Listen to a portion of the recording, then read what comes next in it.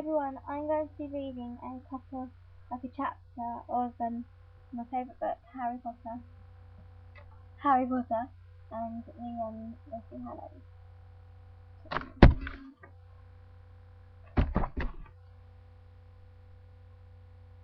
Best book ever. Enjoy. Chapter 1. The Dark Lord Ascending. Two men appeared out of nowhere, a few yards apart in a narrow, moonlit lane. For a second they stood quite still, wands directed at each other's chests.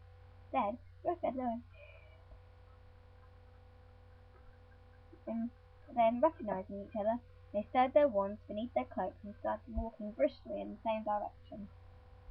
"News?" asked the taller of the two.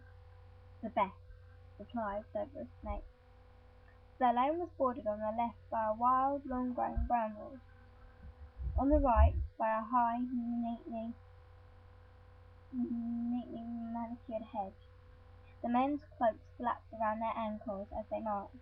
"I thought I might be late," said Yaxley, his blunt features sliding in and out of sight with the branches, as the branches of a overhanging tree broke the moonlight. "It was a little trickier than I expected, but I hope he will be satisfied. You sound confident that your reception will be good." Snape nodded, but he did not elaborate. They turned into a drive-by that led off the side of the lane. The high hedge curved with them, running off into the distance beyond. The pair of them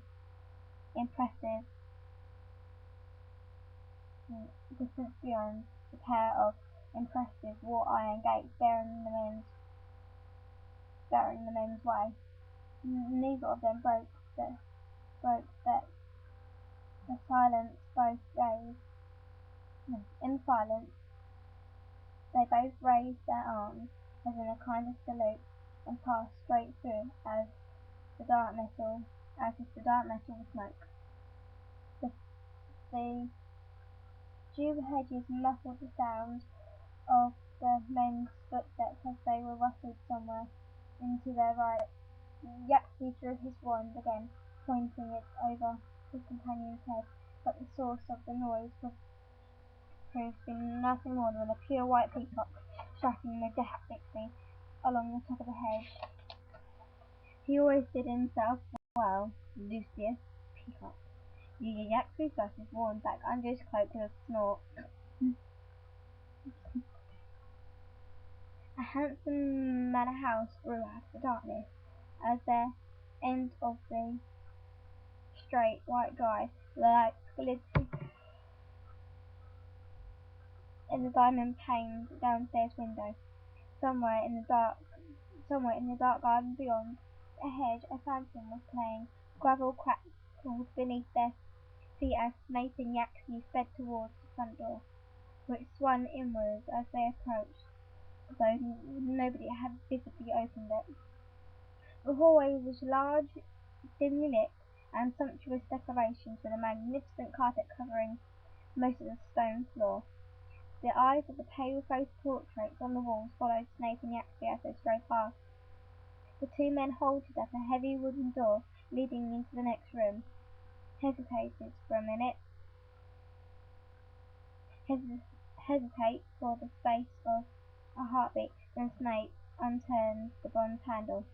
The drawing room was full of silent people sitting at a long and ornate table. The room's usual furniture had been pushed carelessly up against the walls. Illuminations came from the roaring fire beneath a handsome marble mantelpiece, surmounted by a gilded mirror. Snape and Yaxley lingered for a moment in their threshold. As their eyes grew to the accustomed to the lack of light, they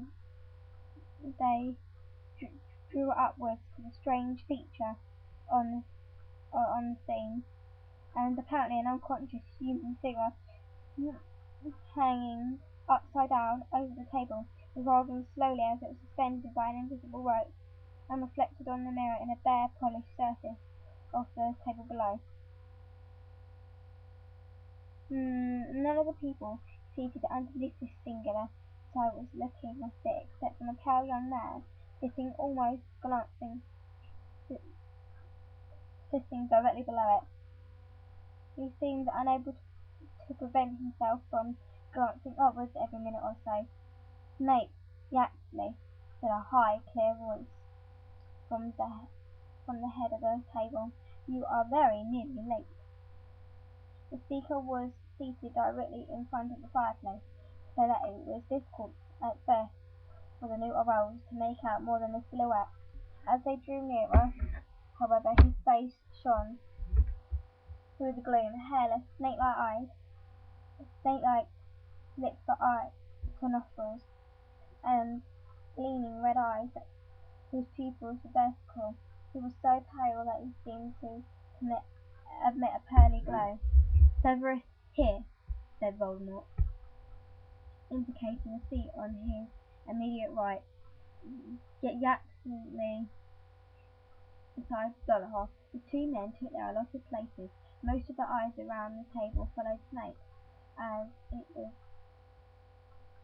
it was to him that Voldemort spoke first. "So, my lord, the Order of the Phoenix intends to move Harry Potter from his current place of safety on Saturday next at nightfall." The interest around the table sharpened palpably. Some stiffened, others fidgeted, all gazing up at Snape and Voldemort. "Saturday at nightfall," repeated Voldemort, his eyes fastened upon Snape's black ones, with such intensity that some of the watchers looked away, apparently fearful in themselves would be scorched by the saucity of the gaze. Snape, however, looked calm back into Voldemort's face.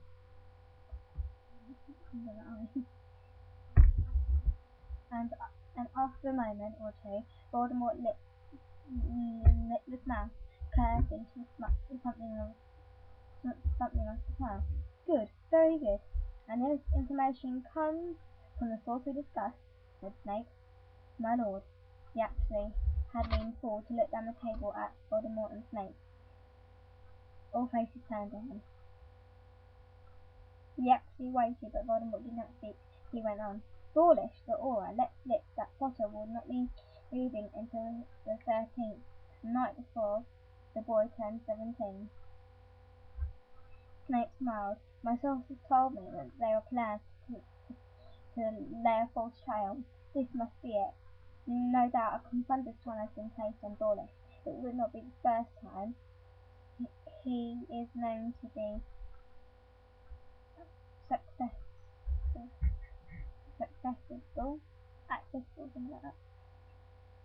I assure you, my lord, Dawlish seemed quite certain, and Yaxley, if he had been confounded, naturally is certain, and Snape, I assure you, Yaxley, the Aura Office will play no further part in the protection of Harry Potter. The Order believes that we have infiltrated the Ministry." Oh, he just left.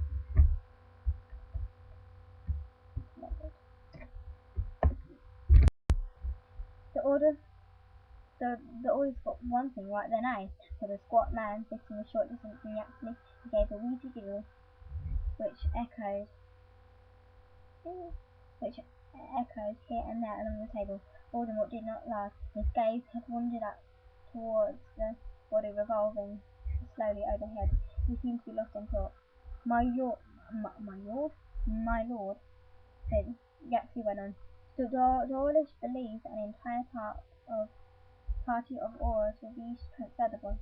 Voldemort held up a large white hand, and Yaxley subsided at once, watching resentfully as Voldemort turned back to Snape. "Where are they going to hide the boy?" "At the home of one of the Order," said Snape. "The place, according to sources, has been given every protection that the Order and Ministry together could provide. I think that there is little chance of taking him once he is there, my lord. Unless, of course, the Ministry has fallen before next Saturday. which might give us the opportunity to discover and undo enough of the enchantments to break through the rest. Well, Yaxley, said Voldemort, down the table, the firelight glinting strangely in his eyes. Will the Ministry have fallen by next festival? My lord. Once again, all heads turned. Yaxley squares his shoulders. My lord, I have good news on that source. I have with difficulty and after great effort succeeded in placing an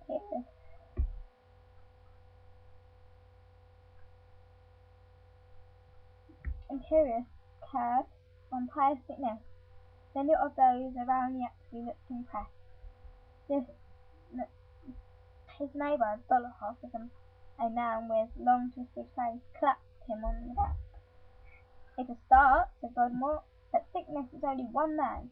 Scrimger must be surrounded by our people before I act. One failed attempt on the minister's life will set me back a long way.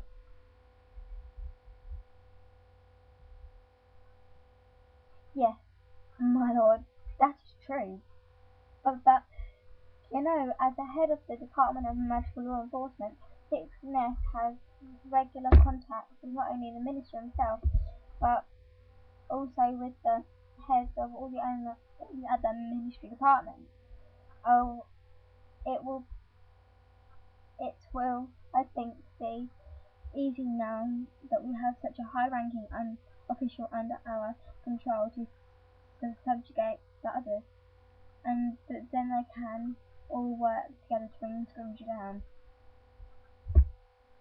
Okay, this chapter's really long, so I'm going to stop here and then do another video, and that'll be part 2. Chapter 1, part 2, okay? So that's the end of part 1. Come back next week where we will have part 2, but I'll probably upload it after this. See you later, guys. Bye. See you later, Potter fans.